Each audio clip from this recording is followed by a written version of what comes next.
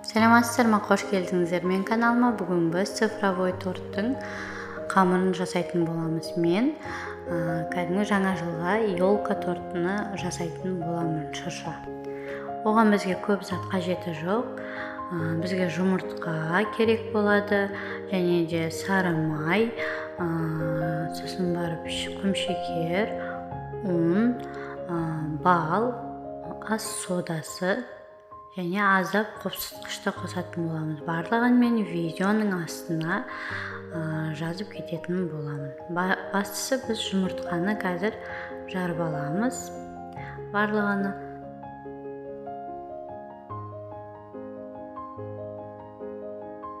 сосын біз құмшекер, сары май барлығын салатын боламыз. Мен ыдысқа су қойып қойғам. Водяной баняда біз оны ергенше араластыратын боламыз. Балды үлкен қасықпен, ас қасықпен 2 қасық қосамыз.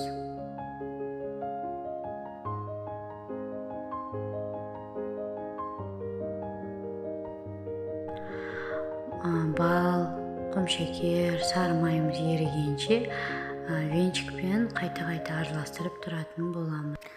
Барлық осы массаны біз водяной баняға қойып араластырып, мінекей уже ертіп алдық. Енді осы су қажет. Қатты ыстық болса, ұнымыздың барлығын сіңдіріп алады және де көп ұн кетіп қалатын болады. Сондықтан аздап суығаннан кейін біз оған ұн саламыз. Мінекей бізде уже суды жылып қалды. Оған біз бастапқы 1 чайный ложка шай қасық сода саламыз. Содадан кейін біз ұнды електен өткізіп, жайлап жұмсақ қамыр қылып илейміз.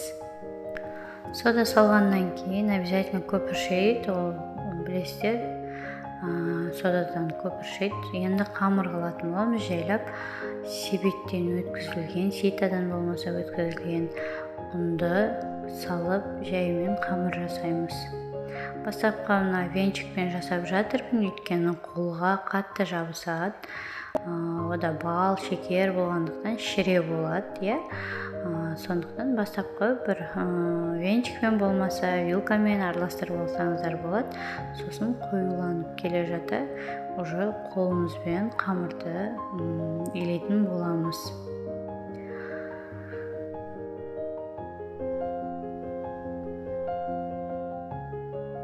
Өте тез дайындалады және де өте дәмді. Бір жасағаннан қолдарыңыздан келеді, Құдай қаласа.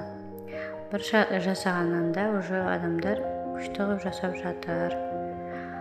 Осы рецептің пайдалы болса, маған класс басып және де тіркеле кетіңіздер. Қоңыраушаны басып қойсаңыздар, аптасына 2 рет мен өзім видео жасаған торттарымды, пирог, рулет жасағандарымды барлығын сала отырам. Пайдалы болса, өте қатты қуанатын едім. Қамырымыз міне дайын болып жатыр. Ұнды тағы да бір рет айта кетейін, ұнды көп сала бермеңіздер. Көп салған сайын ол салына береді, кәдімгі өзіне жұта береді.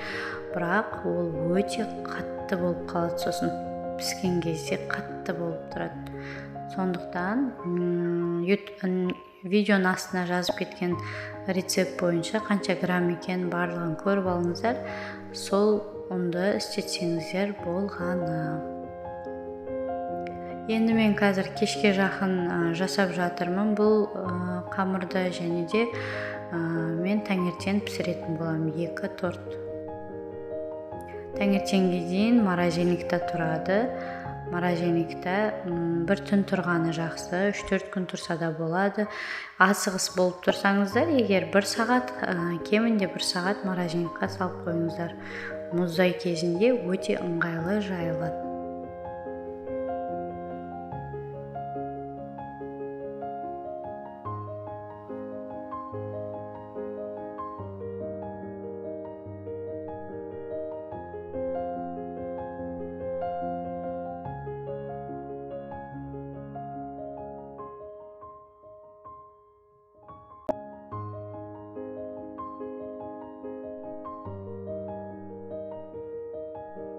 Мінекей қамырымыз дайын болып қалды.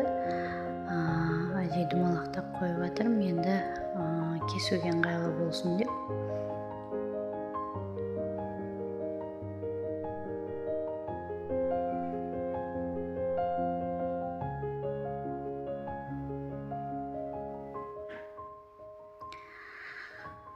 Мына бір түн тұрды қамырымыз, таңертең енді мен қазір қамырды бөліп аламын.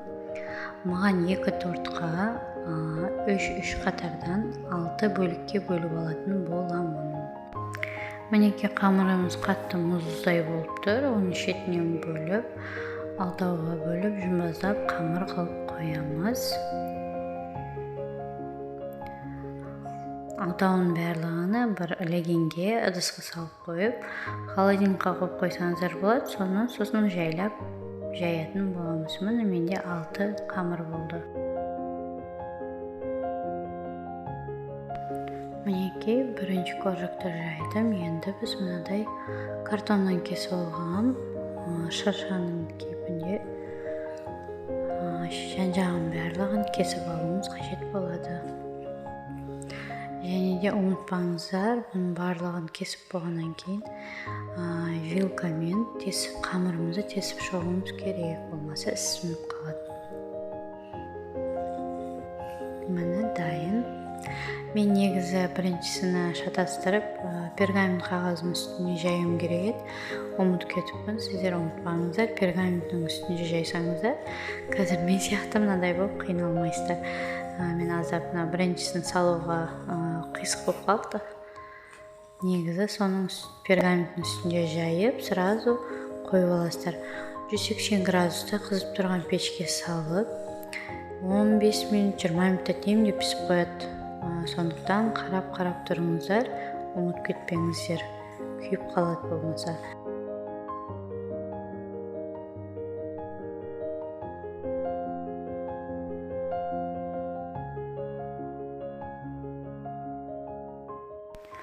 Мінекей осылай вилкамен тесіп аламыз. Ұмытпаңыздар, барлық жағын тесіп алмасаңыздар, сынып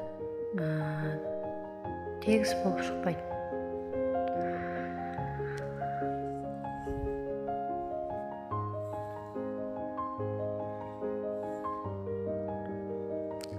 Демде піседі коржықтарыңыз бірінен кейін бірі.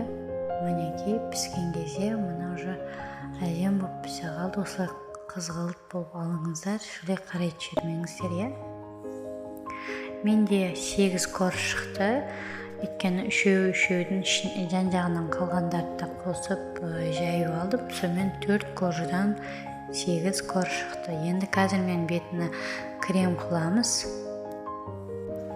Креміне бізге сливки қажет 33-35%, және де творожный сыр и сахарный пудра, то есть қант ұнтағы қажет болады. Бірінші бастапқы біз сливкиді өзіміз миксерлеп аламыз.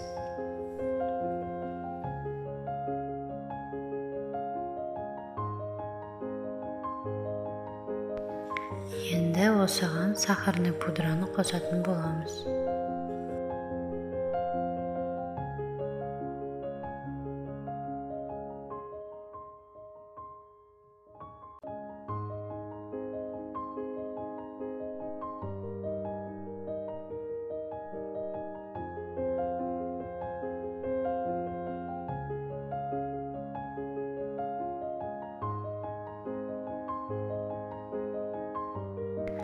Ал дұрыстап миксерлеп аламыз, және де аздап миксерлеп болғаннан кейін творожный сырды қосамыз. Өйткені креміміз қатты болу қажет.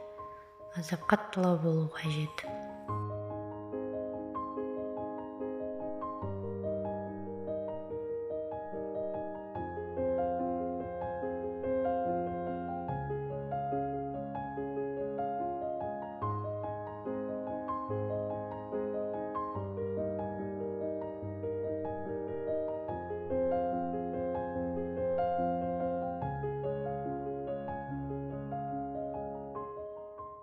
Мінекей творожный сырымызды салдық, енді миксерлейміз, және дәмі де өте күшті. әдем крем болып шығады. Көріп тұрғандарыңыздай мына уже қатты крем болып қалды. Енді осыны біз думалақ насадкамен әдемілеп корждың бетіне вупипайға жасаған сияқты думалақ қылып шығатын боламыз.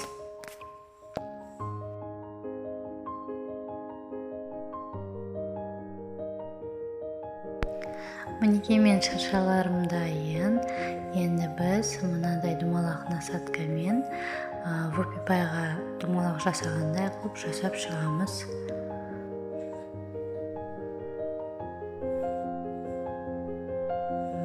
Міне осылай әдемілеп аккуратно жасап кете береміз.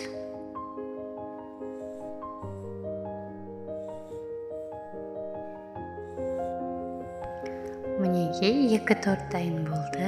Осылай думалақ жасағандарыңыз өте әдем көрінеді, және де бетіне мен осылай гүл секілді насадкамен жасап шыға салдым. Қалаған декорларыңызды жасасаңыздар болады. Мен жаңа жылдық декор жасап 2022 деп осылай жасадым. 2 тортты бірдей етіп. Енді менің рецептім сізге пайдалы болған болса, класс басып тіркеліп кетсеңіздер, қатты қуанар едім. Келесі жолы менің рецептімді көргіңіз келсе, колокольчикті басып қойсаңыз, келесі жолы сізге уведомление болып барады. Сау болыңыз, ас болсын.